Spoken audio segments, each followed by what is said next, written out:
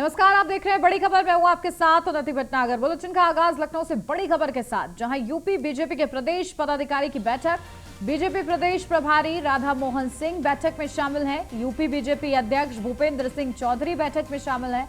प्रदेश संगठन महामंत्री धर्मपाल सिंह भी बैठक में शामिल हैं। पार्टी के आगामी कार्यक्रमों को लेकर बैठक में चर्चा चल रही है। स्थानीय निकाय चुनाव और एमएलसी चुनाव पर भी चर्चा जारी है। तो देखिए, खास बैठक चल रही है और इस बैठक में कई अहम मुद्दों पर मंथन हो रहा है और साथ ही साथ सबसे बड़ी चुनौती, क्योंकि अब स्थानीय निकाय चुनाव बना हुआ है, उसको लेकर विचार विमर्श किया जा रहा है, चर्चा की जा रही है। एमएलसी चुनाव पर भी चर्चा हो रही है। तो ये बड़ी और महत्वपूर्ण अपडेट, जहां जो पार्टी के आगामी कार्यक्रम हैं उनको लेकर भी खास बैठक हो रही है। यूपी बीजेपी के प्रदेश पदाधिकारियों की ये खास बैठक है, जिसमें प्रदेश के प्रभारी राधा मोहन सिंह भी इस बैठक का हिस्सा हैं और इसी के साथ साथ यूपी बीजेपी अध्यक्ष भूपेंद्र सिंह चौधरी भी बैठक में शामिल हैं और गहन चर्चा में भी शामिल हैं। वो प्रदेश संगठन महामंत्री धर्मपाल सिंह भी बैठक का हिस्सा है। पार्टी के आगामी कार्यक्रमों को लेकर बैठक में खास तौर से चर्चा की जा रही है कि आखिर आगे क्या क्या कार्यक्रम होने वाले हैं और उसी को लेकर एक आकार तैयार किया जा रहा है। तो वहीं स्थानीय निकाय चुनाव और एमएलसी चुनाव पर भी चर्चा हो रही है। तो देखिए, निकाय चुनाव है और लगातार निकाय चुनाव के लिए भी बीजेपी ग्राउंड जीरो पर खुद को मजबूत करने की कोशिश कर रही है और इसके लिए देखिए खास ये बैठक मानी जा रही है। पंचायत चुनाव से पहले रणनीति पर भी मंथन किया जा रहा है, क्योंकि पंचायत चुनाव का जड़ कहा जाता है और ऐसे में उस जड़ को मजबूत करने की कोशिश जो है बीजेपी की तरफ से पुरजोर की जा रही है और इसी के चलते इस बैठक में भी चर्चा हो रही है। साथ ही साथ एमएलसी चुनाव पर भी चर्चा हो रही है। तो वहीं आगे भारतीय जनता पार्टी के क्या और बड़े कार्यक्रम निर्धारित हैं, उसको लेकर भी गहनता से विचार विमर्श किया जा रहा है। तो लगातार रणनीतियों पर मंथन हो रहा है और पूरे एक्शन मोड में क्योंकि बीजेपी रहती है और ऐसे में चाहे निकाय चुनाव हो, चाहे लोकसभा चुनाव हो या फिर विधानसभा चुनाव हो, बीजेपी का जो एक्टिवनेस है वो देखने को मिलती है और इसी के चलते बैठकों का दौर भी जारी रहता है।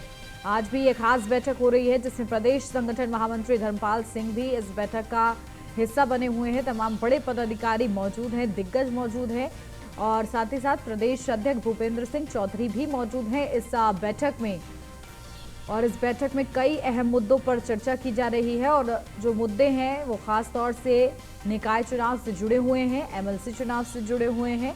तो आने वाले भारतीय जनता पार्टी के बड़े कार्यक्रमों से जुड़े हुए भी कई अहम मुद्दों पर मंथन किया जा रहा है कि आखिर आने वाले समय में किस तरीके से और बड़े कार्यक्रम रखने हैं और उन कार्यक्रमों का क्या उद्देश्य होगा, ये भी तय किया जा रहा है। कार्यक्रमों के जरिए क्या कुछ खास कर सकते हैं, उसकी भी बड़ी तैयारी बीजेपी की तरफ से की जा रही है। इस बैठक में निकाय चुनाव में क्या कुछ बड़े मुद्दे रहेंगे, किस तरीके से निकाय चुनाव से पहले काम करना है, उसको लेकर एक रोड मैप तैयार किया जा रहा है। साथ ही साथ एमएलसी चुनाव पर भी चर्चा हो रही है। तो ये महत्वपूर्ण ये बैठक है। बीजेपी प्रदेश प्रभारी राधा मोहन सिंह इस बैठक में शामिल है। भूपेंद्र सिंह चौधरी जो कि नए प्रदेश अध्यक्ष हैं बीजेपी के, वो इस बैठक का हिस्सा बने हुए हैं और इस बैठक की कितना ये बैठक महत्वपूर्ण है, इसी बात से अंदाजा लगाया जा सकता है कि तमाम बड़े दिग्गज जो है बीजेपी के, वो इस बैठक में शिरकत उन्होंने की है और इस बैठक में कई अहम मुद्दों पर चर्चा की जा रही है, मंथन किया जा रहा है। क्या बड़ा फैसले लिए जाते हैं इस बैठक के जरिए, क्या रणनीति बनाई जाती है, आपसे कुछ ही देर में पता चलेगा। फिलहाल ये बैठक लगातार जारी है।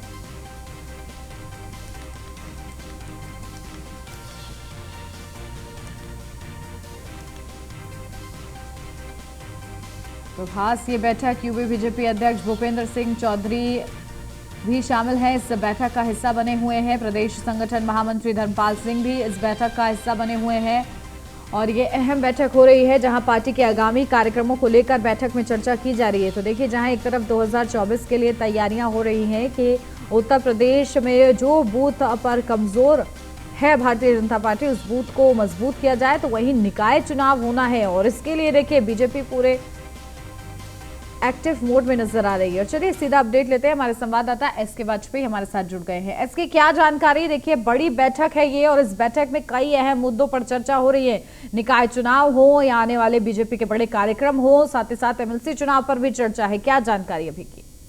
बिल्कुल निश्चित तौर पर भारतीय जनता पार्टी की प्रदेश स्तर की ये बड़ी बैठक है, क्योंकि इसके पहले देखें तो बीजेपी के प्रदेश अध्यक्ष भूपेंद्र चौधरी और संगठन महामंत्री धर्मपाल सिंह ने अलग अलग क्षेत्रों की बैठक की, जिसमें काशी, ब्रज, अवध, साथ ही साथ कानपुर, बुंदेलखंड, पश्चिम और पूर्वांचल।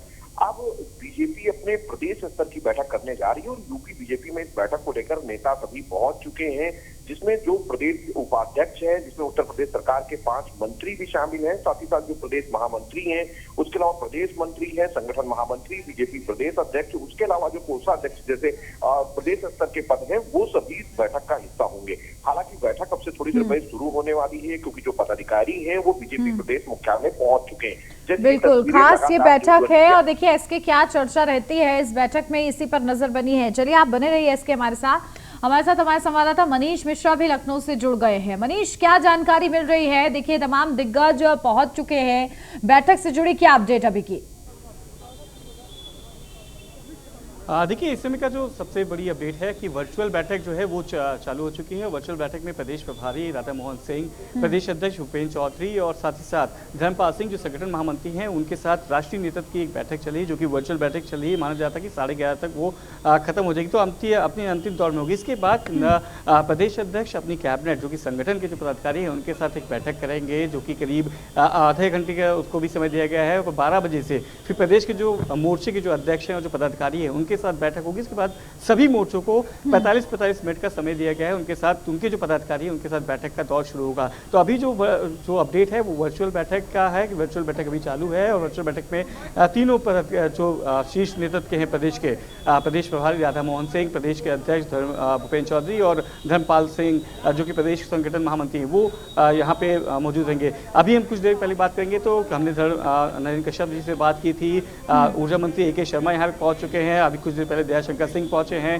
पंकज सिंह जो कि महामंत्री हैं वो यहाँ पहुंच चुके हैं, तमाम मंत्री और जो संगठन में भी हैं वो यहाँ पे पहुंच चुके हैं और बैठक का दौर अब से कुछ देर बाद शुरू हो जाएगा। माना जा रहा है कि 12 बजे जो संगठन की जो बैठक होनी है सबसे इंपॉर्टेंट वो माना जा रहा है कि जो संगठन की बैठक है वो बहुत इंपॉर्टेंट होगी, क्योंकि जिस तरीके से क्षेत्र के भ्रमण पे रहे थे, क्षेत्रों के दौरा किया था, सभी 6 क्षेत्रों की जो बैठक थी उसको प्रदेश महामंत्री, संगठन के महामंत्री धर्मपाल सिंह और प्रदेश अध्यक्ष भूपेंद्र चौधरी ने जिस तरीके से संगठन क्षेत्रों की दौरा करके वहाँ के जो फीडबैक लेते और वहाँ पे इंट्रोडक्टरी सेक्शन होता, उसके बाद अब माना जा रहा है कि ये बैठक बहुत महत्वपूर्ण मानी जा रही है। और जो प्रधानमंत्री मोदी का जो जन्म उत्सव के समय जो सेवा पखवाड़ा मिलाया जाएगा उसकी जो कार्य योजना होगी वो किस तरह से पूरा किया जाएगा उस पर चर्चा होगी। साथ ही निकाय चुनाव को लेकर फीडबैक दिए जाएंगे और सबसे अहम बात कि संगठन में आप बदलाव देख सकते हैं। 5 ऐसे मंत्री हैं जो कि संगठन में भी अभी उनका दायित्व है और सरकार में वो बतौर मंत्री भी हैं। बेबी रानी मौर्य हैं, नरेंद्र कश्यप हैं, AK शर्मा हैं, दयाशंकर सिंह हैं, JPS राठौर हैं।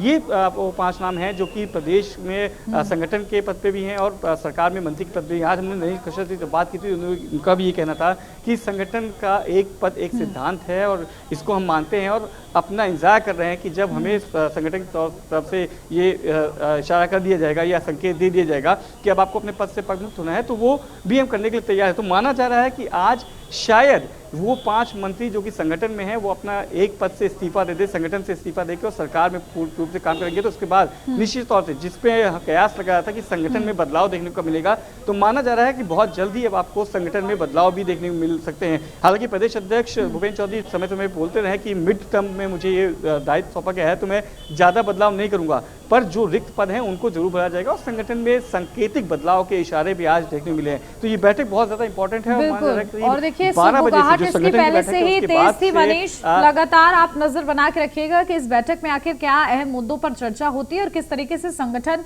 बदलाव में क्या कुछ बड़े फैसले लिए जाते हैं। फिलहाल आप दोनों का ही बहुत शुक्रिया। लखनऊ से अगली खबर, जहां रीता बहुगुणा जोशी को हाईकोर्ट से राहत मिली है, जहां हाईकोर्ट ने 14 साल पुराने मामले को बंद किया है। बतौर महापौर अनियमितता के आरोप में FIR थी, जहां कोर्ट ने 14 वर्षों से दर्ज FIR को रद्द किया है। तहसीलदार विजय शंकर मिश्र ने कराई थी ये FIR। तो देखिए, बतौर महापौर अनियमितता के आरोप में ये FIR थी, जहां कोर्ट ने 14 वर्षों से दर्ज FIR को रद्द किया है। तहसीलदार विजय शंकर मिश्र ने ये FIR कराई थी। तो बड़ा ये मामला है जहां देखिए FIR को रद्द किया गया है। तहसीलदार विजय शंकर मिश्र ने जो कराई थी, रीता बहुगुणा जोशी को हाईकोर्ट से इसी के माध्यम से अब बड़ी राहत मिल गई है, जहां हाईकोर्ट ने 14 साल पुराने इस मामले को अब बंद कर दिया है और इसी के माध्यम से रीता बहुगुणा जोशी को राहत मिली है। बतौर महापौर अनियमितता के आरोप उन पर लगे थे, जिसके खिलाफ एफआईआर दर्ज कराई थी तहसीलदार विजय शंकर मिश्र ने, जो कि अब हाईकोर्ट की तरफ से रद्द कर दी गई है और रीता बहुगुणा जोशी को बड़ी राहत अब मिल गई है। तो हाईकोर्ट से ये बड़ी राहत रीता बहुगुणा जोशी के लिए। 14 साल पहले ये मामला था, पुराना ये मामला था, जो कि अब बंद हुआ है। हाईकोर्ट की तरफ से ये निर्देश दिए गए, जहां बतौर वो जब महापौर थी तब अनियमितता बरतने के आरोप उन पर लग रहे थे और इन्हीं आरोपों के चलते उन पर एफआईआर भी दर्ज की गई थी। और जैसे ही ये एफआईआर दर्ज हुई थी उसके बाद से ही लगातार कार्रवाई हो रही थी। लेकिन देखिए, अब हाईकोर्ट की तरफ से ये आदेश दिए गए और ये 14 साल पुराने एफआईआर को रद्द कर दिया गया है। इस पूरे मामले को रद्द कर दिया गया है और पूरा मामला बंद हो गया है, जिसके माध्यम से अब रीता बहुगुणा जोशी को बड़ी राहत मिल गई है। तो बताते चले आपको कि तहसीलदार ने ये एफआईआर दर्ज कराई थी विजय शंकर मिश्र के खिलाफ। और चलिए सीधा अपडेट हमारे संवाददाता एसके वाजपेयी हमारे साथ जुड़ गए हैं। एसके, देखिए 14 साल पुराने मामले में बड़ी राहत रीता बहुगुणा जोशी को मिल गई है। ये जो पूरा मामला है वो अब बंद करा दिया गया है हाईकोर्ट के आदेश के बाद। बिल्कुल निश्चित तौर पर, क्योंकि अगर पूरे मामले को देखें तो 14 साल से लगातार ये मामला चल रहा था। हालांकि अब रीता बहुगुणा जोशी को जरूर दिखाई देती है। पूरे मामले अगर हम देखें तो हाईकोर्ट की तरफ से उसको राहत दी गई है और ये राहत निश्चित तौर पर कहीं न कहीं रीता बहुगुणा जोशी के लिए बड़ी हम कहें बड़ी कामयाबी हो। जिस तरीके से लगातार वो कोशिश कर रही थी कि पूरे मामले को बिल्कुल, देखिए फिलहाल ये बड़ी राहत मिली है। एसके से हमारा संपर्क टूट गया है, लेकिन ये बड़ी खबर देखिए आपको बता रहे हैं, जहां रीता बहुगुणा जोशी को अब बड़ी राहत मिल गई है, क्योंकि जब वो महापौर थी तो उन पर बड़े आरोप लग रहे थे अनियमितता बरतने के, जिसके खिलाफ एफआईआर दर्ज हुई थी। लेकिन 14 साल पुराने इस पूरे मामले को अब बंद कर दिया गया है हाईकोर्ट के आदेश के बाद।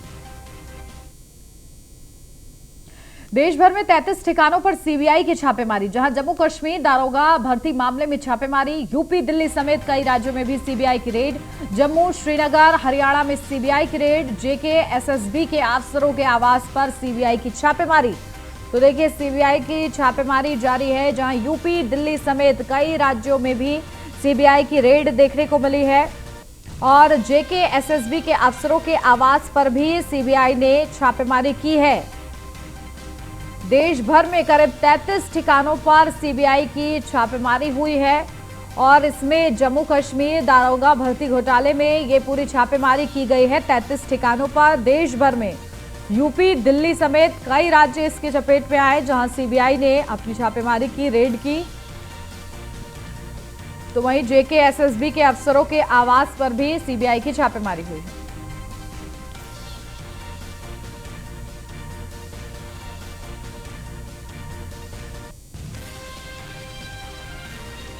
देखिए जम्मू कश्मीर दारोगा भर्ती मामले में सीबीआई की कार्रवाई लगातार जारी है और सीबीआई ताबड़तोड़ छापेमारी कर रही है। करीब देश भर के 33 ठिकानों पर यह छापेमारी हुई है। जेके एसएसबी के अफसरों के आवास तक पर छापेमारी सीबीआई ने की है इस पूरे मामले को खंगालने के लिए। और साथ ही साथ यूपी दिल्ली समेत कई राज्य ऐसे हैं जहां पर सीबीआई ने छापेमारी की है। जम्मू श्रीनगर हरियाणा में भी सीबीआई ने रेड डाली है और वहां पर सबूत खंगालने की कोशिश की गई है। करीब 33 ठिकाने हैं जिन पर सीबीआई की छापेमारी हुई है। जम्मू कश्मीर के दारोगा भर्ती घोटाले मामले के चलते सीबीआई लगातार एक्शन मोड में है और इसी के लिए छापेमारी कर रही है अलग अलग राज्यों में। और 33 ठिकानों पर अब तक सीबीआई ने छापेमारी की है। क्या कुछ फिलहाल हाथ लगा है इसकी अभी तक जानकारी सामने नहीं आई है, लेकिन लगातार कार्रवाई हो रही है इस पूरे मामले में, क्योंकि जम्मू कश्मीर में दारोगा भर्ती मामले में बड़ी लापरवाही सामने आ रही थी, जिसके बाद सीबीआई पूरे इस मामले की जांच कर रही है। यहां तक कि जेके एसएसबी के अफसरों के आवास पर भी सीबीआई ने छापेमारी की है। तमाम सबूत तो खंगाले जा रहे हैं, दस्तावेज खंगाले जा रहे हैं। जम्मू कश्मीर के भर्ती घोटाले, दारोगा भर्ती घोटाले मामले में जो तमाम दस्तावेज हैं उनकी तलाश में लगातार सीबीआई जुटी हुई है और इसी के लिए जगह जगह छापेमारी हो रही है। देश भर में करीब 33 ठिकाने ऐसे हैं जहां पर सीबीआई ने छापेमारी की है। जहां यूपी है जिसमें शामिल दिल्ली है, साथ ही साथ जम्मू, श्रीनगर, हरियाणा में भी सीबीआई ने छापेमारी की है और इस पूरे मामले की तह तक जाने का प्रयास सीबीआई की तरफ से लगातार जारी है और इसी के लिए छापेमारी, ताबड़तोड़ छापेमारी सीबीआई की तरफ से की जा रही है कि आखिर ये पूरा मामला है, क्योंकि बड़े आरोप इस पूरे मामले में लग रहे हैं जम्मू कश्मीर दारोगा भर्ती घोटाले मामले में, और इसके लिए सीबीआई की जांच जारी है। यूपी सरकार के मंत्री लगातार एक्शन मोड में हैं और इसी को लेकर गोरखपुर के सर्किट हाउस में ऊर्जा राज्य मंत्री डॉक्टर सोमेंद्र तोमर ने अधिकारियों के साथ बात की और सरकार की योजनाओं पर प्रकाश डाला। इस मौके पर न्यूज 1 इंडिया ने उनसे खास बातचीत की, आपको सुनवाते हैं। के हित के लिए तरह तरह की योजनाएं चला करके खासतौर से जनता को हर योजनाओं से परिपूर्ण करने का काम कर रही है। हमारे साथ इस समय मौजूद हैं बिजली विभाग के ऊर्जा मंत्री जी, इनसे जानेंगे आखिरकार किस तरह की योजना सरकार जनता के लिए लेकर के आई है और किस तरह से अधिकारियों को दिशा निर्देश दिया गया है ताकि अक्षरशः पालन हो सके। मैं सबसे पहले न्यूज़ 1 इंडिया का धन्यवाद करना चाहूँगा। आज हम लोग गोरखपुर में हैं और 12 से 19 सितंबर तक अपना समाधान दिवस के रूप में एक सप्ताह हम पूरा एक अभियान चला रहे हैं। इस अभियान में हम लोग अपने 33/11 केवी के जो हमारे उपकेंद्र हैं उन केंद्रों पर जाकर अपने उपभोक्ताओं से बात करना, वहाँ की व्यवस्था देखना, एक ग्राउंड लेवल चेक करने के लिए, एक फीडबैक के लिए हम लोग आए हुए हैं। जो सुझाव नीचे से आएंगे उन लोगों को इम्प्लीमेंटेशन कराने का काम हम लोग करेंगे। खासतौर से जनता की जो शिकायतें होती हैं, कई लोग ऐसे हैं कि जो आपके उपकेंद्र पर पहुंच पाते हैं, न अधिकारियों तक पहुंच पाते हैं, लेकिन फिर भी समस्याओं के अंदर जूझते रहते हैं। तो सरकार की जो मुहिम है कि सबका निस्तारण समस्या का किया जाए, उसको कैसे किया जाए? देखिए, ये माननीय योगी जी की सरकार है और माननीय योगी जी का साफ निर्देश है, किसी को किसी तरह की परेशानी नहीं होनी चाहिए। हम लोगों ने 1912 हमारा एक नंबर है, इसी का टोल फ्री नंबर है, उस पर भी कोई शिकायत देता तो हम उस पर भी काम करते हैं। इसके अलावा सभी उपकेंद्रों पर भी हमारे जो अधिकारियों ने स्पष्ट निर्देश दिए गए हैं कि वो अपने उपभोक्ताओं के टच में रहें, कहीं कोई भी समस्या या सुझाव आता है तो उसका निस्तारण करेंगे। अभी आपने देखा कि ऊर्जा मंत्री ने कहा कि सरकार के सख्त निर्देश हैं अधिकारियों के कि जन समस्या का निस्तारण अधिकारी घर घर जा करके करें, ये पता करें कि कौन किस तरह का पीड़ित है, किस गांव में बिजली है कि नहीं है, किस घर में बिजली जा रही है, कितने दिनों से जा रही है। खास तौर से यही नहीं, जनता की जो मूलभूत सुविधाएं हैं उस पर ध्यान देने के लिए उत्तर प्रदेश की योगी आदित्यनाथ की सरकार ने अधिकारियों को दिशा निर्देश दिए हैं। Harendra Dubey, news 1 India, Gorakhpur. 2 दिवसीय गोरखपुर दौरे पर पहुंचे सीएम योगी आदित्यनाथ, जहां श्रद्धांजलि समारोह में शामिल हुए सीएम योगी। आज और कल गोरखपुर दौरे पर रहेंगे सीएम योगी, खास उनका 2 दिवसीय ये दौरा है और इस दौरान बड़े कार्यक्रम भी हैं उनके, साथ ही साथ श्रद्धांजलि समारोह में भी शामिल हुए हैं सीएम योगी आदित्यनाथ। कल हवन भंडारे के साथ काशी की पूर्णाहुति होगी, कथा की पूर्णाहुति होगी और इसमें भी शिरकत करेंगे सीएम योगी आदित्यनाथ। उनका 2 दिवसीय ये खास दौरा है जिसमें आज भी बड़े कार्यक्रम उनके निर्धारित हैं। सबसे पहले वो श्रद्धांजलि समारोह में शामिल हुए। आज और कल गोरखपुर के दौरे पर ही सीएम को रहना है। कल हवन भंडारे के साथ कथा की पूर्णाहुति होगी, उसमें भी शिरकत करेंगे सीएम योगी आदित्यनाथ। तो देखिए, महत्वपूर्ण ये दौरा सीएम योगी का गोरखपुर का माना जा रहा है। कई बड़े कार्यक्रम उनके हैं, साथ ही साथ श्रद्धांजलि समारोह में भी शिरकत की है सीएम योगी ने। और देखिए, जब उनका गोरखपुर का दौरा होता है तो वो जनता दरबार जरूर लगाते हैं। ऐसे में जनता दरबार का भी खास कार्यक्रम रहेगा और कोशिश रहती है सीएम योगी आदित्यनाथ की कि जब भी दौरा हो तो वो जरूर जनता दरबार लगाएं। तो वहीं गाजियाबाद के लोनी से अगली बड़ी खबर सामने आ रही है, जहां सभी नगर पालिका अधिकारियों को बड़े निर्देश जो हैं दिए गए हैं। जहां विधायक नंद किशोर गुर्जर ने सफाई व्यवस्था का निरीक्षण किया। लोनी में सफाई व्यवस्था का उन्होंने जायजा लिया। निरीक्षण के दौरान अधिकारियों को निर्देश दिए। सभी नगर पालिका अधिकारी रोजाना सफाई व्यवस्था का निरीक्षण करेंगे, ये निर्देश दिए गए। सुबह 5 से लेकर 8 बजे तक सफाई व्यवस्था का निरीक्षण किया जाएगा और सुबह 10 बजे से लेकर शाम के 5 बजे तक जनता की समस्याओं पर सुनवाई होगी। लापरवाही मिलने पर शासन को रिपोर्ट भेजी जाएगी। तो देखिए सफाई कर्मचारियों को ये सख्त निर्देश दिए गए हैं कि किस तरीके से काम करना है, जनता की समस्याओं से कब रूबरू होना है, इसकी भी गाइडेंस बताई गई हैं। जहां सुबह 5 से 8 बजे तक सफाई व्यवस्था का निरीक्षण करने के लिए कहा गया है। साथ ही सुबह 10 बजे से लेकर शाम के 5 बजे तक जनता की समस्याओं पर सुनवाई होगी और अगर इसमें कोई भी लापरवाही मिलती है तो ये कहा गया है कि तत्काल प्रशासन को रिपोर्ट भेजी जाएगी।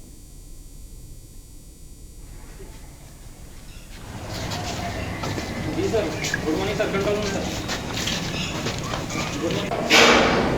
ये साफ सफाई को बेहतर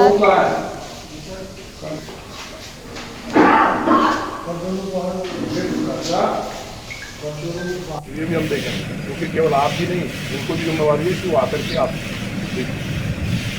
बहुत बढ़िया। रायबरेली में सीएचसी प्रशासन की बड़ी लापरवाही सामने आई, जहां सीएचसी परिसर में आवारा कुत्तों का जमावड़ा, जहां मरीजों से ज्यादा आवारा कुत्तों का जमावड़ा रहता है। अस्पताल परिसर में कुत्ते आराम फरमाते हैं, सीएचसी प्रशासन मौन रहता है। सरैनी सीएचसी की ये पूरी घटना बताई जा रही है। तो देखिए मरीजों से ज्यादा आवारा कुत्ते यहां पर घूम रहे हैं और रायबरेली में ये बड़ी लापरवाही सीएचसी के सामने आई है।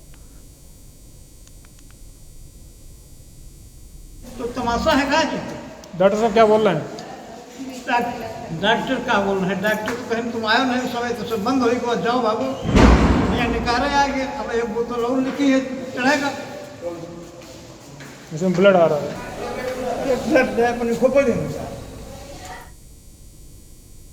मथुरा में संदिग्ध परिस्थितियों के चलते युवती ने फांसी लगाकर सुसाइड कर लिया। घटना से परिजनों में हड़कंप मच गया, जिसकी सूचना परिजनों ने पुलिस को दी।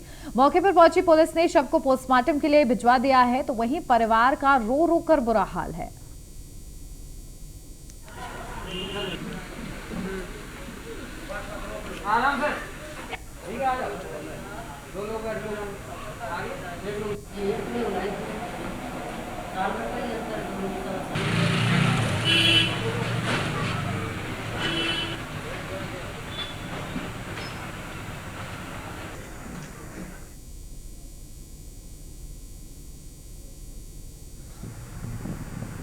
तो देखिए संदिग्ध परिस्थितियों में युवती ने सुसाइड किया है, फांसी लगाकर ये सुसाइड किया, जिसके बाद परिजनों का बुरा हाल है।